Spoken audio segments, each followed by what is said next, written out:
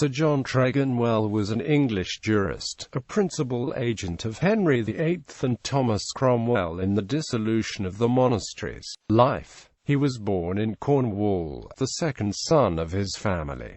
He was educated at Oxford, at first at Broadgates Hall. He preceded B.C.L. on the 30th of June 1516, and D.C.L. on the 23rd of June 1522. He became, before he quit Oxford, principal of Vine Hall. Moving to London, Tregonwell began to practice in the Court of Admiralty, of which he became before 1535 principal judge at Commissary General. Henry VIII employed him on government affairs. He carried out his master's wishes smoothly and with a careful regard to the forms of law. He was a privy councillor as early as 1532.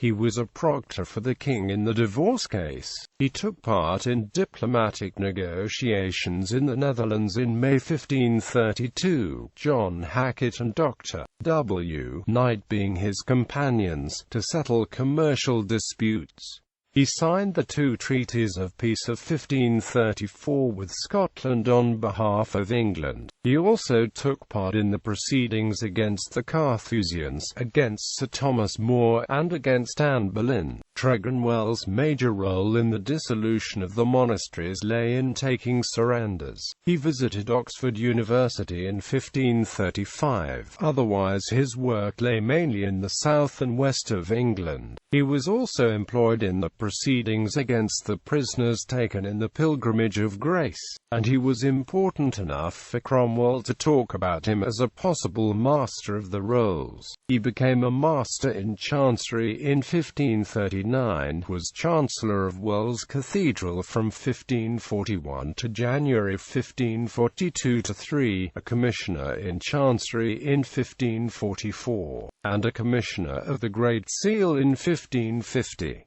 He was knighted on the 2nd of October 1553, and was favoured by Queen Mary in spite of his history.